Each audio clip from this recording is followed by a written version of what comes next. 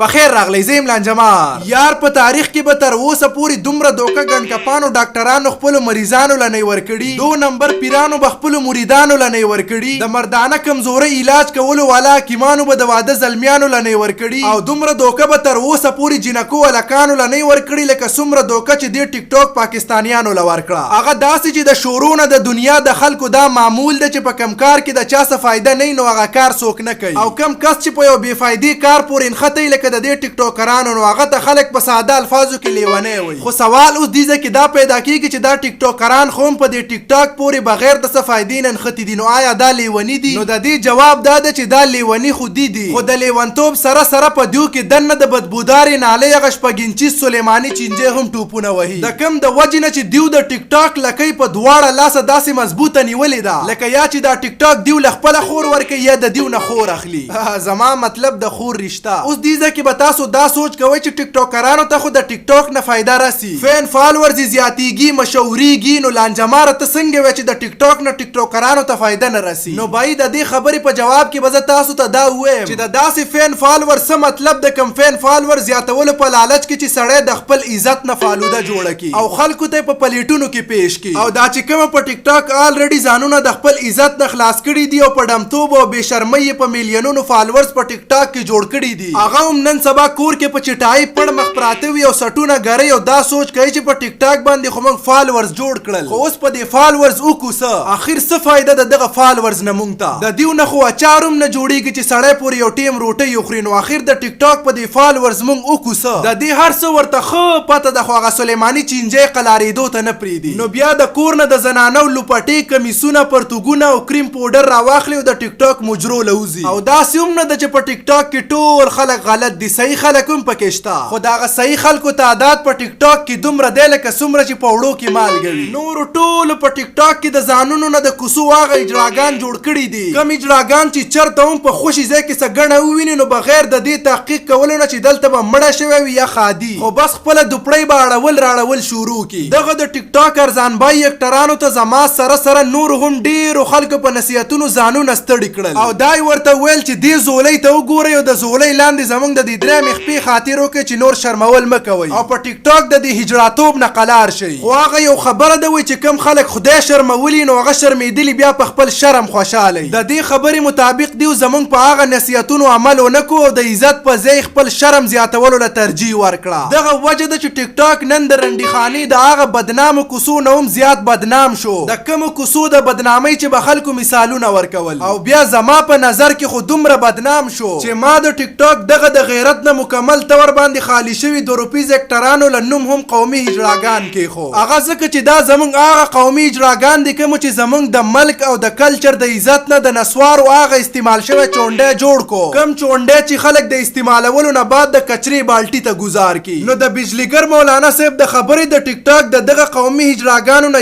یو هجرا په پخه طریقه د سټ د طرف نه د رانیولو آغاز نن ما وکړو، په کم کې چې به دا د ټیک ټاک قومي هجراګان تر هغې پورې زما د لاسه د زلالت څپېړې په مخ خوري تر څو پورې چې زه ژوندی یم او تر څو پورې چې دیو د خپل هجراتوب پرېښودی نه. نو موږ سره د ټیک ټاک په دغه قومي هجراګانو کې اولنۍ هجرا دا د کټمل د بریتو په شانتې بریتو والا نقلي پښتون دی. د کم کارنامو ته او بېغیرتو ته که څوک وګوري نو داسې ښکاري لکه دا چې دغه قچر بوډا سکر ووري، خو چې بل طرف ته ما د دې داسې کارنامې ولیدي نو دا ماته د پښتو د فلمونو هغه غوړ بابا ښکاره شو. زما نوم غوړ بابا دی، ښځې غوړ بابا، زه چې د حسن په غوړو ځان غوړ نه کم نو خارخ مې نه سړېږي. دغه حساب د دې هجړه هم دی، دې چې تر څو پورې د داسې تنکو جنکو سره ټیک ټاک یې نه جوړې کړي او په داسې چوکرګانو یې لاس ماس نه راښکلي نو د دې خارخ نه سړېږي. دې وجې نه دا د خپل خارخ سړولو دپاره داسې د بچهبازۍ حرکتونه کوي، او چې کله خارخ سوړ شي نو بیا پکې هغه شپږ سلیماني چینجې ټوپونه وهل شروع کړي، د کم د وجې نه چې دا بیا داسې حرکتونو ته لاسونه واچوي.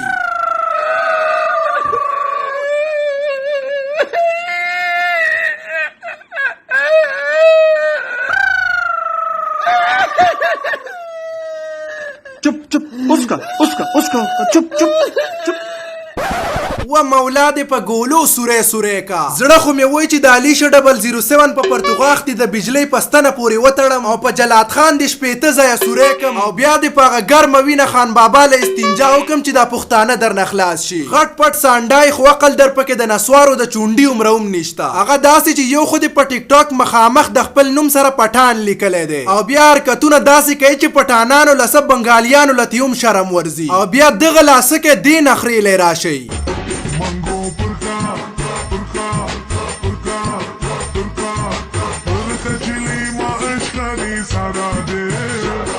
زما په خیال په کومه ورځ چې عقل تقسیمېده په هغه ورځ دې غوړ منګي په ډیرانونو کې استعمال شوي پخوانۍ ټولولې ځکه یې نن دا انجام دی چې کله بچبازي کوي کله کنجرخاني کوي کله داسې حرکتونه شروع کړي لکه چا چې ورله په دې شاته سوپره پورې ګرمه اسري نیولي او چې بیا د دې هر څه نه وزګار شي نو بیا دا شی شروع کړي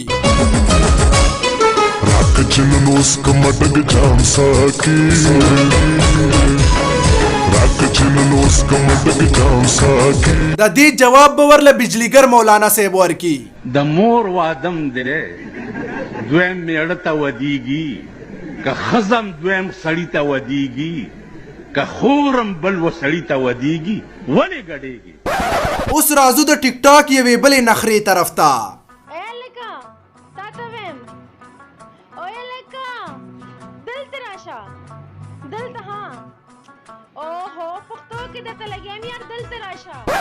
اول خو چې کله د دې چال چلن ته ما وکتل نو دا ما ته هجړه ښکاره شو خو چې کله ما مالګاټو ته وکتل نو رایاد شو چې اوهو دا خو څه ښځه غوندې ذات دی خو خیر څنګه چې تاسو ته ما د ویډیو په شروعات کې ویل چې د نن نه بعد هر هغه کس زمونږ دپاره قومي هجړه دی کم کس چې په ټیک ټاک د بېغیرتوب بلډینګونه ودروي نو د دغه خبرې مطابق دا هم ما د هغه قومي هجړاګانو په لیست کې شامل کو ځکه چې د دې هم په ټیک ټاک کارنامې د هجړاګانو نه کمې نه دي خو زه حیران دې خبرې ته یم چې دا خپلو دغه کارنامو ته ټیلنټ وایي نو اوس په دې کې د ټیلنټ څه دي تاسو په خپله ووایئ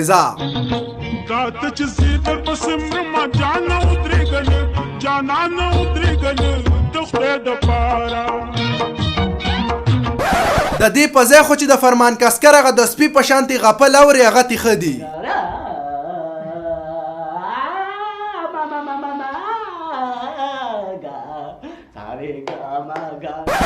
اوس لږ راځو د ټیک ټاک یو بل تنکي هجړه طرف ته په کم کې چې لکه د دې نورو هجړاګانو د ټیلنټ په نوم څه شته خو نه خو بس په خپلو ناجایزو ششکوی د دې په شانتې بچبازان بوډاګان ځان پسې داسې لیوني کړي دي لکه چرسي سره چې چرس ختم شي او هغه بیا په چرسو پسې اوتر اوتر ګرځي خیر زیات به پسې نه اوږدېږم خو په لنډو الفاظو کې به درته د دې تعریف څه په داسې طریقه وکم چې دا هم د بچپن نه خلکو له د اګو خرولو په کاروبار رالوی شوی یو هغه تنکي هجړه دی کم چې نن سبا په دې خپل هجړاتوب باندې ځان ته د ټیک ټاک سټار وایي نو دغه تنکي هجړه له به زه وړوکې غوندې پیغام په خپله ویډیو کې ورکم چې بچی که ته هر څومره هم ځان واړی راواړی خو موږ ته پته ده چې ته د شلېدلې پوقڼۍ پیداوار او ها د داسې بوډاګانو سره ګرځېدل پرېږده کنې بیا به یې په شکور کې ګرځئ نور خو تاسو په خپله پوهېږئ نو بس ته یار نن دپاره همدا کافي و که ویډیو هم خوښه شوې وي نو ویډیو لایک کړئ او د داسې نورو ویډیوګانو دپاره زموږ یوټیوب چینل لانجمار لازمي سبسکرایب کړئ را روانه ویډیو کې به میلاویږو د هغې پورې د ځان ډېر ډېر خیال ساتئ د خدای په امان